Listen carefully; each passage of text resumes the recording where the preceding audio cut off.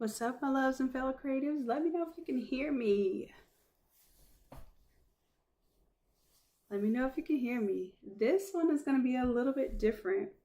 As I have been connecting with other entrepreneurs and people that really need graphics done, I'm coming across folks that need graphics other than t-shirts. So what I want to show you for this one is we're going to do the graphics that are a t-shirt size. So I'll show you, we can make this a 13 by 19 t-shirt size. And we're going to do a switch out here just to show you how you can do your template flip. But what I want to really address with this class is we're going to change our colors, do all our stuff that we normally do. I'm going to show you some of the ways that you can use the same skills that you have learned to design t-shirts and design assets such as YouTube and Instagram graphics, okay? So let's go ahead and I'm going to disable that layer mask. We'll have this full size right now. And let's go ahead and change out our asset here. So I'm going to right click, make sure I'm on my move tool, right click on my photo. And I'm going to the lowercase photo here. I'm going to double click on the smart object and we're going to change this one out. As a matter of fact, I'm going to put this on the group there. So any photo that I drop in this folder,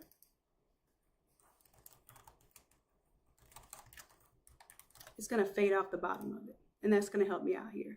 So I'm going to go File, Place Embedded, or I can actually just drag and drop from a screen here. And I think I have one selected. I'm going to do mine because this is stuff I need to do for myself, y'all. I realized I was slipping on my pimping and not doing the graphics and assets that I should have been doing this entire time. So, like I said, as I'm learning, I am teaching you all as well. So I'm placing the graphic there. We're going to go ahead and turn off the eyeball here. And then I have a little bit of a hard edge here. We're going to see if that is even in effect because it's going to have a cutoff there. So yes, we're going to save those changes. All right. So in this case, I think I'm going to make my image a little bit smaller. A little bit smaller. And then I'm going to fade off a little bit more here. So let's add a layer mask. Start down here, shift it up and fade it off a little bit more. All right. Now this automatically has a mask on here that cuts it inside of here. And I have a black and white filter on right now. So the reason why I want to show y'all that effect is because sometimes you want to do cool effects. You want to have black and white and maybe a little pop of color. Right? So what I can do is I can take my black and white layer, I can add a layer mask, and where I want my pop of color is where I'm going to let the color show through, or that is where I can create the color here like it was on Dion's shirt. Let me show you. Those little green marks right there, that's where the green was before. So let's go ahead and before I get started really good, I'm going to also create two other smart colors, okay? So I know you all are interested in doing that. We're going to go ahead and do a solid color. And I'm going to choose like my CMYK color scheme. So really and truly, I can have my swatches open here. If you have a color scheme from a logo or you're picking from the color, you can do that as well. I'm just going to go ahead and open up the CMYK folder. And I'm going to choose the magenta there.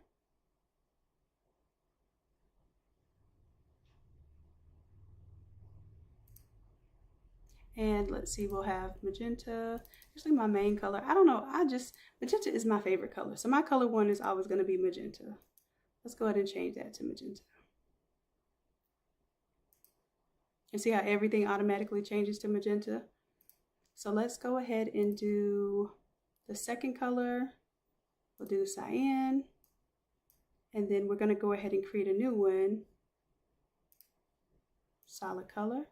We'll make that one yellow. And then I'm going to rename these. So I'm going to name this one color _3. And the cyan, I'm going to name color _2.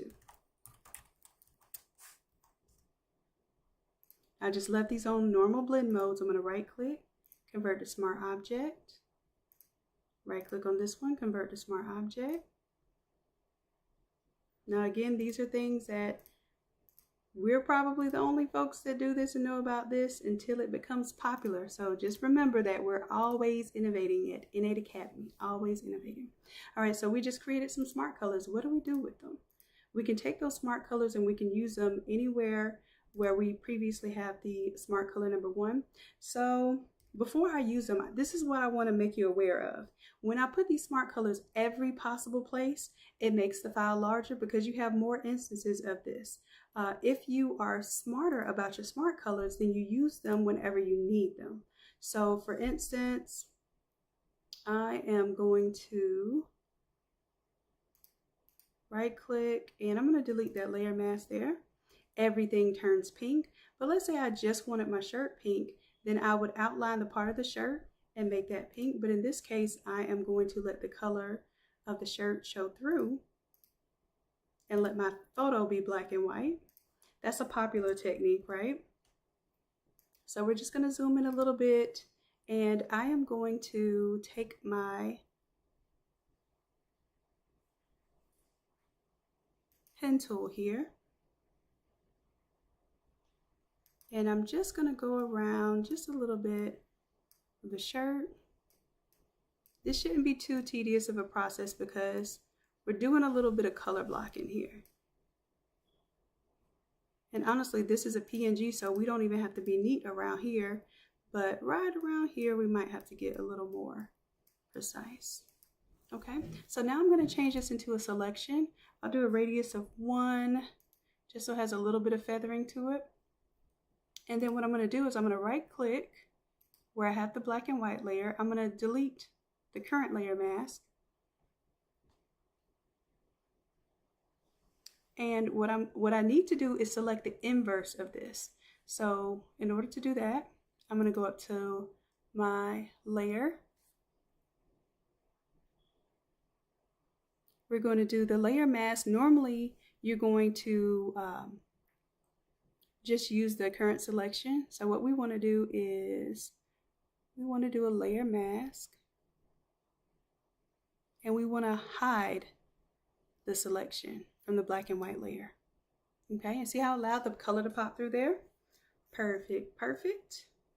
And let's see, let's add some different colors here. So if I'm going to go with magenta on the background, maybe I'll do each of these emblems a different color. So let's go to the accents. And right now you see that the bell is on color 1. We're going to alt click and drag. Turn the eyeball off for the magenta, turn the eyeball on here. And I need to see what is my blend mode here. My blend mode is color. So I'm going to come down here and change this blend mode to color. All right, so I had that one. Let's keep the like pink. Let's do the subscribe. Now let's make the like yellow. So we'll alt click and drag the color 3 and we'll bring it right above the levels, but underneath color 1. Again, it's recoloring everything. Let's check and see what the blend mode is. It's color. So let's choose color. And you'll notice that the color is a little dull here. So what we're going to do is we're going to use our levels, go to our properties, and we can change the levels to get more of that pure color that we want.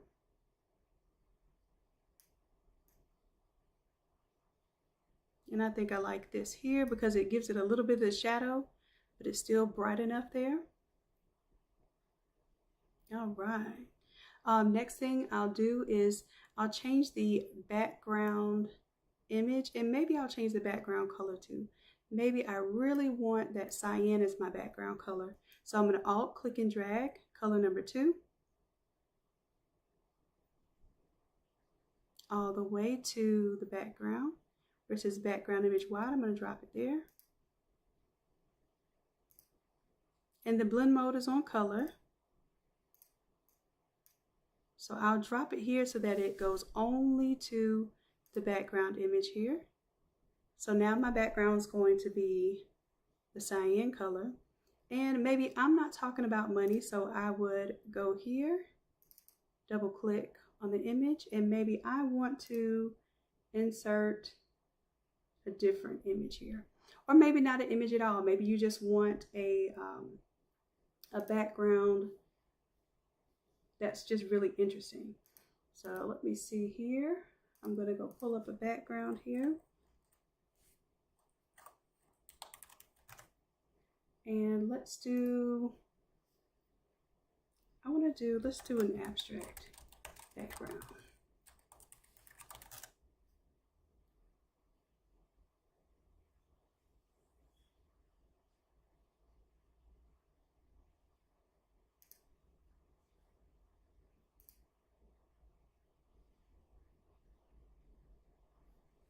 All right, we got an abstract background here.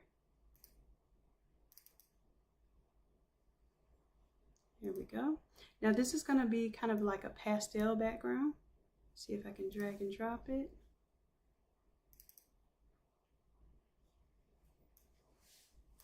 I'm still on my pen tool, that's why I'm wondering what was going on here. I'm going to resize it to fit this entire black screened area here. If it doesn't fit, you can squish your image. If you really want to, you can squish it. Like this is abstract, so it doesn't matter if I squish it in there. But if you have something that has a proper aspect ratio, don't squish it. Just figure out the best way to use it.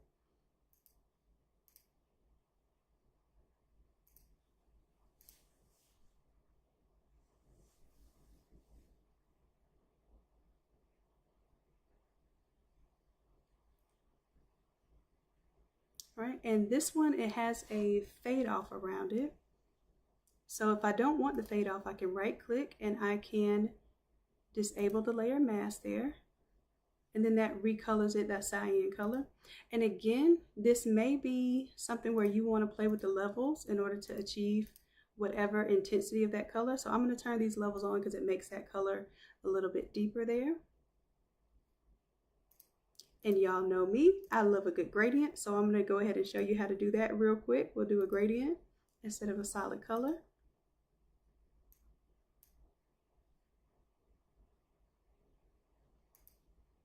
And let's hit cancel for a second because I need to turn this off in order for you to see the gradient.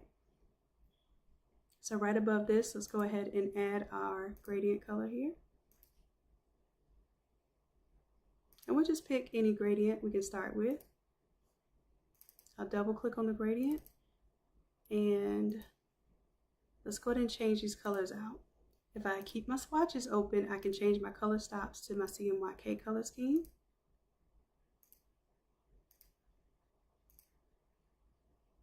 And I like to start and end with the same color because it makes it easier to use one of my favorite gradient styles, which is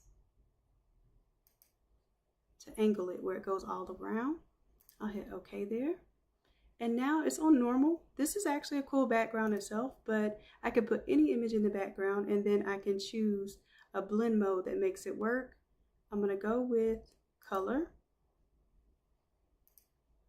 And then of course, like before, I can change my levels so that I get more or less intensity of that color where I want it.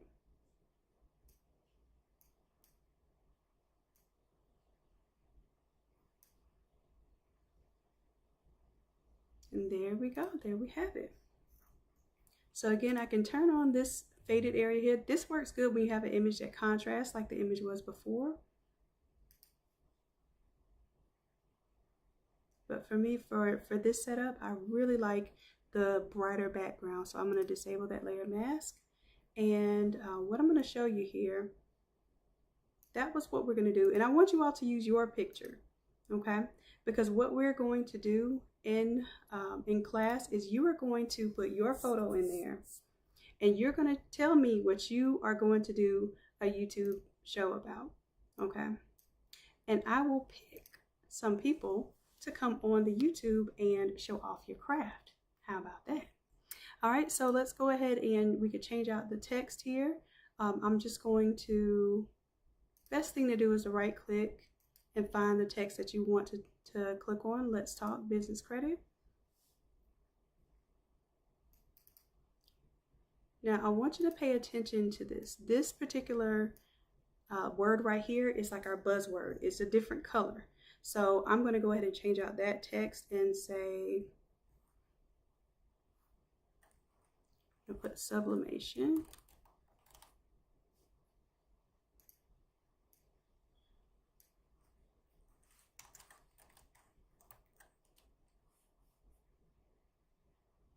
So I'm going to say, let's talk graphics and how, let's talk graphics and true colors, sublimation. Boom. That's it. So we changed out our photo, we changed out our color, and we added some smart colors here. So I'm going to keep these smart colors in here for you all and go ahead and save this. Now, once I get this all done up, if I wanted to, that could be a t-shirt graphic there. Of course, I would want to shrink that in a little bit because I don't want my graphics hanging out too much with the text there. But the whole point of this is really not to design a t-shirt. I just want to show you that you can use t-shirt graphics and styles from one thing and use it towards another application. So if we were doing Instagram, we would need it to be square. And if we're doing Facebook, we need it to be a certain size. So I'm going to make it the size for not for Facebook, but for YouTube. And if you look up here, it says 1280 by 720. So what we're going to do is we're going to go to File, Export, and we're going to export where it says Save for Web. When you do Save for Web, it's going to give you some options here.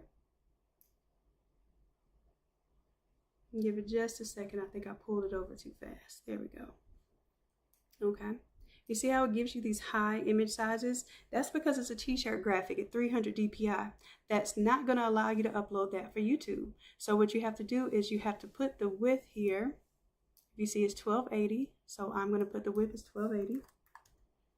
And it automatically makes the height 720 because that's how I kind of started the stage of it. And I can hit save. And let's go to our academy. This is 170. Look at all these classes. 176. Okay.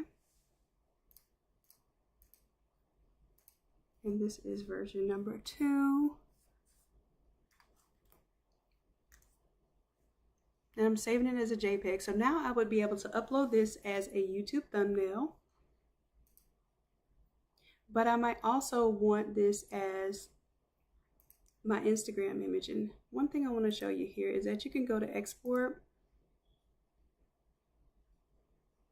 Artboard to Files, and let me show you what's going to happen here. I want you to understand that when it does export these files, they're going to be large. So I'm going to actually turn that off, include overlapping areas only. Let's save these as JPEGs. And I want you to see the difference in what's going to happen. It'll be the right, and I can't say size. It'll be the right proportions as far as the ratio, but it will be super, super large and YouTube will not allow you to upload it. I have to clear my cache because Photoshop has this update that's been doing some crazy stuff. So that means I have to clear everything in order to make that work. And I hate when it does this, but this is just YouTube. I mean, this is Photoshop right now. I have to reset preferences on quit and reset those preferences, unfortunately. Fun stuff, fun stuff. But let's see, did it export anything? I don't believe it did. So I'm gonna do real quick, I'm gonna do a file save as and save it as a JPEG. Save a copy as a JPEG. Boom. Okay, so this will show you the same thing too. I got too much running in my background with doing the live plus the Photoshop. So Photoshop is acting a fool on me. But that step that I just showed you to basically clear your preferences usually will help you through any of those errors that Photoshop's giving you. All right, so let's go ahead and open up the 176 file now. So this is the JPEG, and then this is the one that I exported earlier for web. I'm going to show you the difference between those two files. All right, so if I go to image size, we'll see some details here. Look how big this one is. We only need it to be, we go to, oh, and you see the pixels and the resolution is 300 dpi. This is huge. YouTube is not going to let you upload that. However, if we go to open the one that we created in web size, let's go to image size for that one. And this one also did not save the appropriate size. So let's make it the right size. Let's do resolution of 72. It should have done this, but it didn't. And then the width of the pixels should be 1280. I'm going to lock that there. Width should be 1280. That'll automatically make the height 720. And then the resolution only needs to be 72. Okay, so 1280, we put our resolution in first, 72. So 72 dpi is what you need for screen resolution. You don't really need to design in this high resolution. So let's see, when we save this, we're going to look at the difference of the file size. So Control-0. Let's go ahead and go to File. I'm going to do Save As just so I can see these two. So this one is 8.5 megabytes.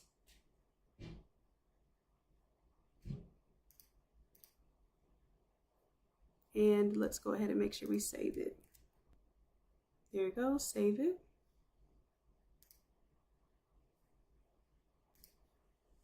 And I'm going to come over here to the folder and let's check out the difference in size after we saved it.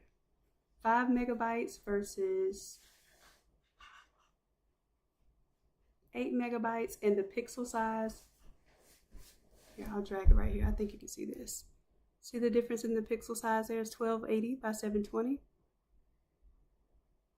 And this one is 10,131 by 5,700. It's much larger. So YouTube would reject that image and accept this one. However, we have to start with the larger graphics. The reason why I don't give you a small file is because most of the time you are designing stuff like banners, t-shirts, things that you are printing at higher resolution. Okay, so that is what we're going to do. And then let me show you how you can crop this down to the size for YouTube. I'm sorry, size for Instagram. The way this was designed, if you see this artboard here, the artboard is in a square, so I'm trying to optimize my design. I only want to design one time, so I'm going to design for Instagram and for YouTube. However, if you wanted to do some extra stuff on the side here for YouTube, you could. I just like to get it one and done and have one graphic that I can use for several different things. So in this case, I could open up the same one here, and I'm going to do File, Save As. And we're going to save this one as, it'll probably end up being 720 by 720. However, for Instagram, I think all of your graphics can be like maximum, or if it's Etsy, other platforms, I think they like 2000 by 2000.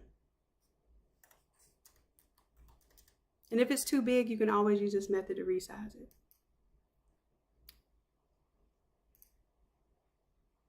All right, now here we're going to start with the image size, and I'm going to make the height be 2000, which this is not traditionally how I do this. I would do this from how I exported it before, but I see it's going to have problems, so I'm not even going to go there. And then when I choose my crop tool, I'm going to choose a ratio of 1:1. You see that? And it's automatically going to scale it to the extents of the artboard. Now, if you want to make the file smaller, you're going to hit delete crop pixels, and it's going to crop those pixels on the outside. I'm going to say okay, because this doesn't have layers or anything. This is just a flat image. So I'm going to hit the check mark. Boom. Now that is my Instagram. So I can go ahead and save that now. And then if I wanted to do this as a t-shirt, I could choose my background layer there. I could turn the background off completely. And I feel like I would need to probably put some color behind here, but I'm just going to leave that as is.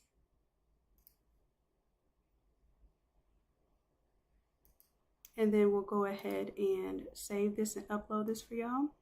So the reason why I'm showing you this is because I'm coming across people right now who really need graphic artists who can do these types of designs and assets. So I want to start teaching this in addition to t-shirts, because I know we all do t-shirts, but most of us are venturing into other things as well. And I want y'all to know that the skills that you're learning are not just for decorating garments. We are literally learning graphic design, that you can get paid to do this type of artwork for people that have social media, for those who are doing designs for banners, backdrops, program covers, all of that good stuff too. So my goal is to kind of show you this versatility here. And for those of you who are in the VIP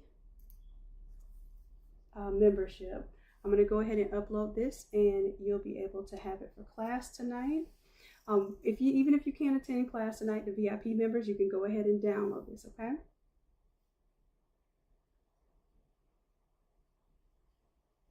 All right, so I'm gonna go ahead and get this ready for class. VIP members, you will not have to use a coupon code. You will just go to where the coupon code normally is. You will click on the link and you'll be able to download this, okay? All right, loves, I will see y'all in a little bit. I appreciate y'all and I love y'all dearly. And until next time, bye.